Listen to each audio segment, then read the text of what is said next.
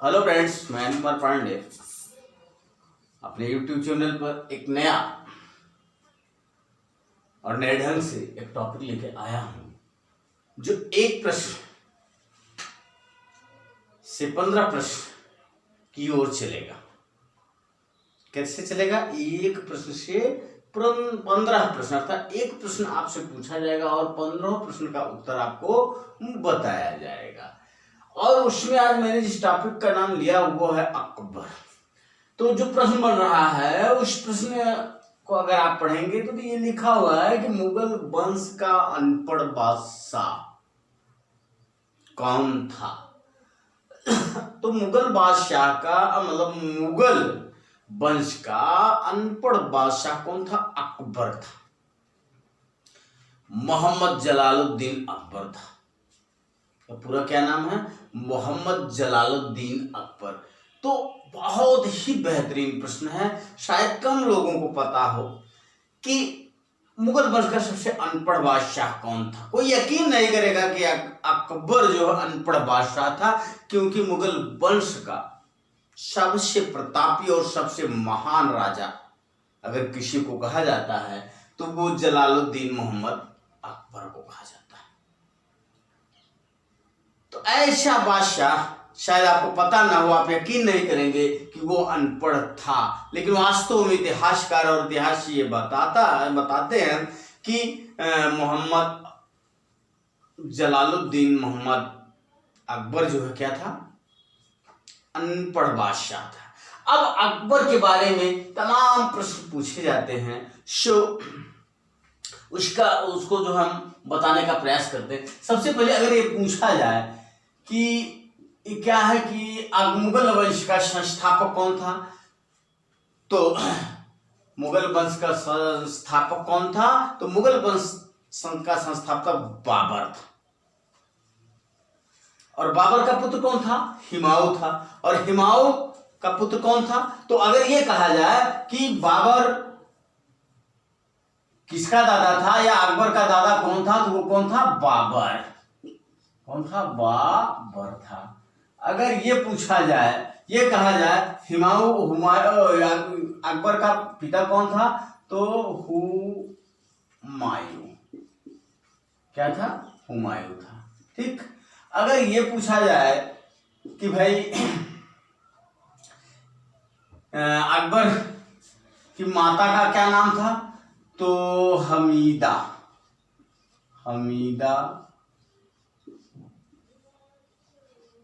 बानो बेगम। तो आप देखिए, गिनते जाइए। एक ही प्रश्न आपसे पूछा गया और बहुत ही महत्वपूर्ण प्रश्न कि मुगल वंश का अनपढ़ बादशाह कौन था, तो वो अकबर था। तो उस अनपढ़ बादशाह का दादा कौन था?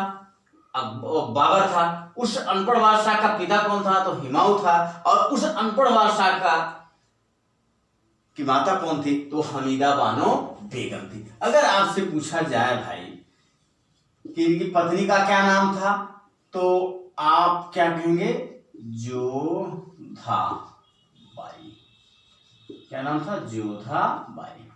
ठीक। अगर आपसे पूछा जाए कि भाई इनके पुत्र का क्या नाम था, तो क्या नाम था? जहांगीर। ब्रैकेट में सलीम।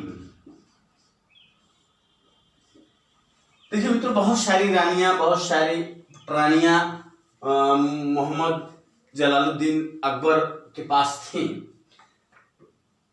और वो पत्नियां भी थी, लेकिन किसी से भी पुत्र की प्राप्ति नहीं हो पा रही थी, संतान की उत्पत्ति नहीं हो पा रही थी। जाकर के राजा भारमल की पुत्री से जब अकबर ने वैवाहिक संबंध स्थापित किए, तो जोधाबाई से सलीम को क्या जोधाबाई के द्वारा एक पुत्र पैदा हुआ जिसका नाम क्या रखा गया? सलीम रखा गया। और सलीम क्यों रखा गया?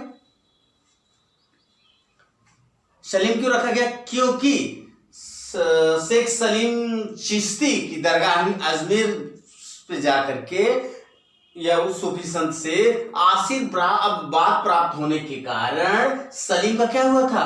या उसके बाद आशीर्वाद के बाद ही सलीम का जन्म हुआ था, और सलीम का जन्म होने के पश्चात हुआ था, और उस जन्म के बाद जोधा और अकबर ने होने वाली संतान का क्या नाम रखा? सलीम रखा। मित्रों यह भी बताते चले, ये सलीम चिश्ती जो था वो कहाँ का रहने वाला था? ज्यादा कहाँ रहता था? फतेहपुर सीकरी में रहता था। इसी वजह से बाबर ने सबसे ज्यादा ध्यान, अगर पूछा जाए आपसे, बाबर ने सबसे ज्यादा किस शहर पर ध्यान दिया? तो फतेहपुर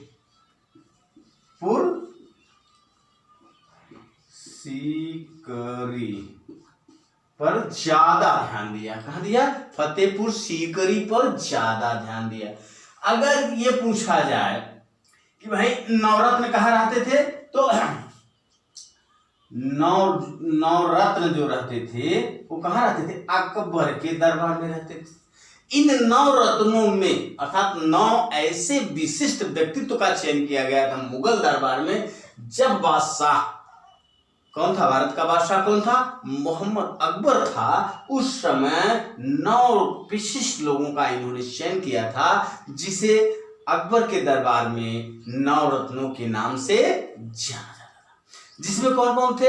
विशेष रूप से राजा बीरबल, तानसेन, अमीर खुसरो, और उसके बाद फिर मुल्ला दो प्याजा, मान सिंह इत्यादि, टोडरमल इत्यादि लोगों का एक समूह था जिनकी संख्या 9 थी। और उसी 9 जो संख्या 9 थी उसी को अकबर के दरबार में किसके नाम से जाना जाता था? नवरत्न के नाम से जाना। अगर ये पूछा जाए कि दीन इलाही कहां से आया, तो भैया अकबर का एक धर्म था। क्या था? दीन इलाही। दीन इलाही, दीन इलाही नामक धर्म किसने दिया था? अकबर ने दिया था। और इसका पहला धर्मावलंबी कौन था? राजा बीरबल था। और राजा बीरबल क्या था? वो अकबर के नवरत्नों में प्रमुख था। अगर आपसे ये पूछा जाए भाई कि मुगल बादशाह, अगर ये पूछा जाए सुलह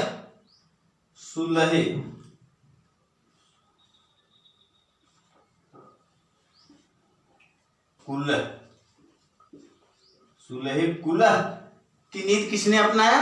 तो अकबर ने अपनाया। तो सुलह कुलह को अगर हिंदी में व्याख्यायित किया जाए तो कहा जाएगा शांति से रहना।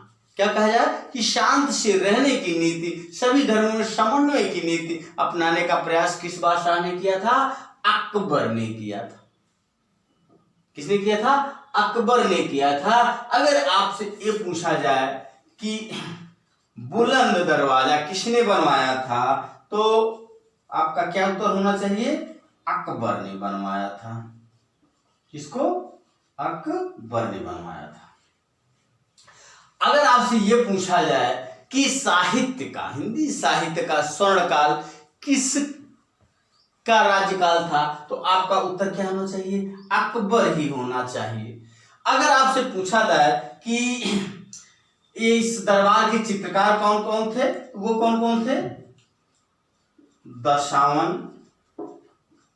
दशावन एवं बसावन, एवं बसावन।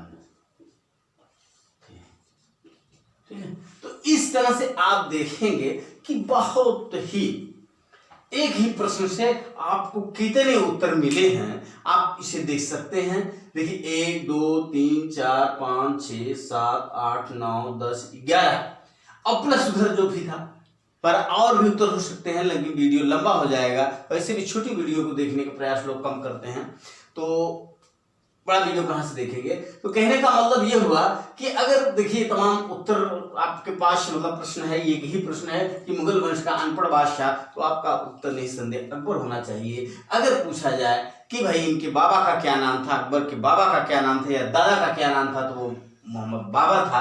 अगर ये पूछा जाए कि किनका मतलब किसके पुत्र थे या इनके पिता का क्या नाम है, तो मोहम्मद हुमायूं था। अगर ये पूछा जाए इनकी माता का क्या नाम है, तो हमीदा बानो बेगम था। अगर ये कहा जाए कि इनकी पत्नी का क्या नाम था, जोधाबाई था। अगर ये पूछा जाए कि इनके पुत्र का क्या नाम था, तो जहांगीर, सलीम, यही सलीम जो बाद में जहांगीर के नाम से क्या हुए, प्रसिद्ध हुए। अगर ये पूछा जाए कि अकबर का प्रसिद्ध शहर या जहां उन्होंने सबसे ज्यादा कार्य किया, तो वो फतेहपुर सीकरी था। अगर ये पूछा जाए ये नवरत्न क्या था, तो यह अकबर के दरबार के 9 विशिष्ट व्यक्तियों का समूह था। अगर ये पूछा जाए कि अकबर ने किस धर्म का प्रतिपादन किया था, तो आपका उत्तर होना चाहिए कि दीन इलाही धर्म का प्रतिपादन किया था। अगर ये आपसे पूछा जाए सुलह कुलह की नीति किसने अपनाई थी, तो निश्चित रूप से उसे किसने अपनाया था, वही मुगल वंश का अनपढ़ बादशाह अकबर ने। अगर आपसे ये पूछा जाए कि फतेहपुर सीकरी में बुलंद दरवाजा किसने बनवाया था, आपका उत्तर होना चाहिए अकबर। अगर ये पूछा जाए आप अकबर के दरबार के प्रसिद्ध चित्रकार कौन से थे, तो दशावन और बशावन अकबर के दरबार के प्रमुख चित्रकार थे। और भी अकबर से समस्त तमाम बहुत सारी जानकारियां हैं, घंटों का वीडियो बने तभी संभव हो पाएगा, लेकिन आज इतना ही। धन्यवाद।